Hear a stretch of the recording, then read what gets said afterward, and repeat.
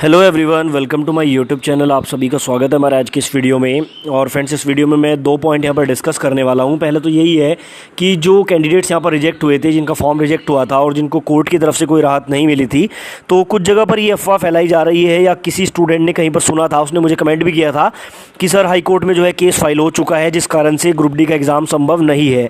तो सबसे पहले तो मैं आपका ये डाउट ही क्लियर कर दूँ। देखिए, जो रिजेक्टेड कैंडिडेट हैं उनके ग्रुप में मैं जुड़ा हुआ हूँ और मुझे वहाँ पर पूरी तरह से अपडेट मिलती रहती है। तो मैं आपको बता दूं, अभी तक हाई कोर्ट में आपका केस फाइल नहीं हुआ है। यानी कि जो स्टूडेंट रिजेक्ट हुए थे, देखिए पहले उनमें काफ़ी ज़्यादा यूनिटी दिखाई दे रही थी और बहुत सारे स्टूडेंट जो है एक साथ आकर उन्होंने केस लड़ा भी था।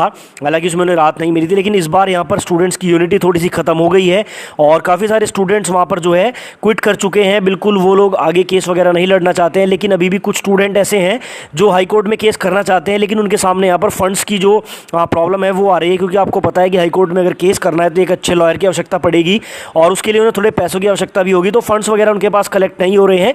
तो मैं आपका ये डाउट क्लियर कर दूं कि अभी तक हाई कोर्ट में केस नहीं हुआ है। तो अगर आपको ऐसा लगता है कि रिजेक्टेड कैंडिडेट्स के कारण यहाँ पर एग्जाम डेट्स रुकी हुई हैं, तो ऐसा बिल्कुल भी नहीं है। अभी तक हाई कोर्ट में केस नहीं हुआ है। एग्जाम डेट्स नहीं आने के बहुत से कारण हैं, वो मैं आगे आपको बता दूंगा, लेकिन ये एक कारण नहीं है। दूसरा यहाँ पर हमारा जो पॉइंट है वो ये है कि कोरोना की जो थर्ड वेव है उसके बारे में बताया जा रहा है। रात में न्यूज़ में भी देख रहा था और बहुत सारे आर्टिकल्स में भी ये पब्लिश हुआ है, आप लोग देख सकते हैं। नीति आयोग ने भी अलर्ट किया है कि डेली 4 से 5 लाख केसेस मिलने वाले हैं सितंबर और अक्टूबर में। और साथ ही टाइम्स ऑफ इंडिया की रिपोर्ट में कहा गया है कि अक्टूबर में जो कोविड है वो पीक पर जाएगा। तो अब यहाँ पर भी स्टूडेंट को डाउट है कि अब फिर से जो है कोविड की सिचुएशन खराब हो जाएगी, तो जो ग्रुप डी का एग्जाम है वो नहीं हो पाएगा। तो देखिए, यहाँ पर आपको एक बात समझनी होगी, कोविड की सिचुएशन तब भी खराब थी जब आपका एनटीपीसी का एग्जाम कंडक्ट कराया जा रहा था।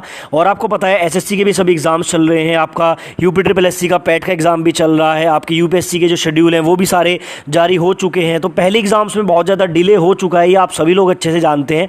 अब यहाँ पर मेन जो प्रॉब्लम है वो ये है कि स्टूडेंट को ऐसा लगता है कि कोविड की सिचुएशन अगर ख़राब होती है या फिर से अगर कोविड महामारी फैलती है तो ग्रुप डी का एग्जाम यहाँ पर पोस्टपोन हो जाएगा।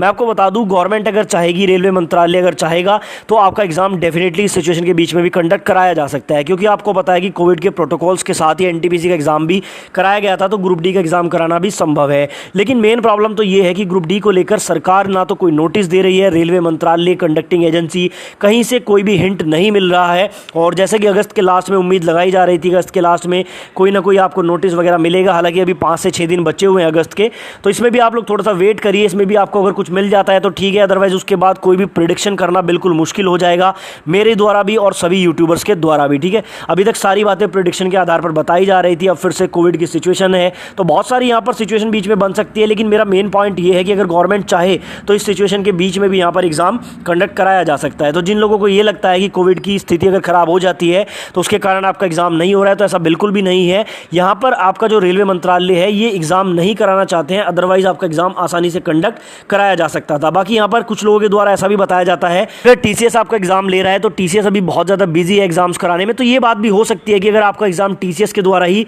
कराया जाना है तो टीसीएस थोड़ा सा भी एसएससी वगैरह के एग्जाम्स में, बैंकिंग के एग्जाम्स में थोड़ा सा उनका शेड्यूल बिजी है, तो हो सकता है कि उसके बाद आपका एग्जाम कराया जाए। लेकिन रेलवे की तरफ से कोई भी नोटिस नहीं दिया जा रहा है, ये एक सोचने वाली बात है। अगर रेलवे की तरफ से एक छोटा सा शॉर्ट नोटिस देकर ये बता दिया जाता कि आपका एग्जाम जो है इस महीने में या इतने टाइम बाद किया जाएगा, तो स्टूडेंट को भी बहुत सारी राहत यहाँ पर मिल जाती। बाकी 2 पॉइंट मैंने यहाँ पर डिस्कस किए हैं। एक तो रिजेक्टेड कैंडिडेट्स वाला, आपको लग रहा होगा कि उन्होंने हाईकोर्ट में केस किया है तो अभी तक केस नहीं हुआ है। दूसरा, कोविड की सिचुएशन अगर खराब होती है तो मेरे अकॉर्डिंग तो इससे आपके एग्जाम पर इफेक्ट नहीं पड़ेगा। बाकी अगर रेलवे आपका जो एग्जाम कराना चाहेगा तो डेफिनेटली आपका एग्जाम इस सिचुएशन के बीच में भी हो सकता है।